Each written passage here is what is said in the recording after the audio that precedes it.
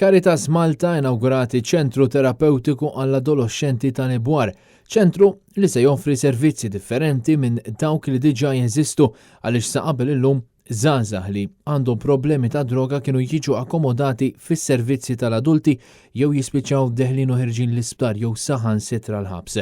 L-art fejn inbniet din il-faċilità kienet rilaxxata b'ċens f'idejn il-Caritas qabel ma setet tibda l-ħidma biex din il-ħolma setet issir realtà.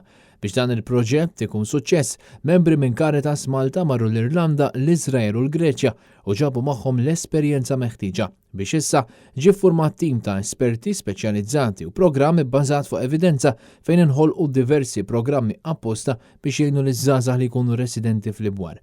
Bħalissa diġà hemm 20 persuna li qed tibbenefika mis-servizzi li toffri din id-dar, 6 minnhom jgħixu f'dan il-post u 8 qed jaħdmu biex jidħlu fil-programm.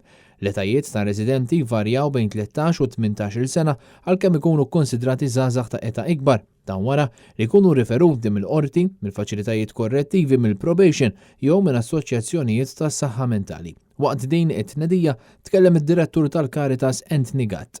Kif taraw, it takes a village to raise a child and you are all part of this village.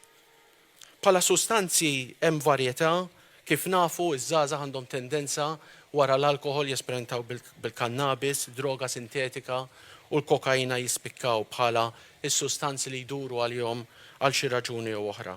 Sar ukoll diskors mill-Arċisqof ta' Malta, Monsignor Charles J. Xikluna. Naħdmu fil-prevenzjoni u l-edukazzjoni.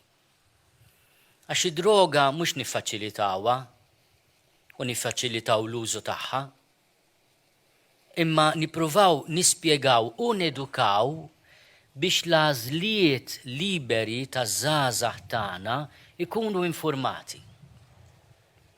Inti ma tistax bniedem iġġalu bil-fors jevita l-ħażen, ma tista' tgħinu billi tinformaw u tedukaħ. Intant wara din l-inaugurazzjoni, il-Prim Ministru kompla jaffaċċja pressjoni dwar il-liġi tal-kannabis li qed jinbotta l-Gvern Laburista dan fid-dawl tal-fatt li kienet għadha kemm ġiet inaugurata dar li fiha se tilqa' żgħażagħ li jkollhom problemi ta' droga li ħafna minnhom jibdew bit-tipip tal-marjuwana. Għadit bħal Caritas esprimew tħassib tagħhom għal proposta fil-liġi dwar il-kannabis kif nafu li din id-droga ħafna minn dawk li jispiċċaw fil-vizzju ta' droga jibdew propju bil-kannabis. Il-beraħ tkellem dwar l-approach holistiku li ser ikun hemm, bażat fuq il-prinċipju ta' harm reduction.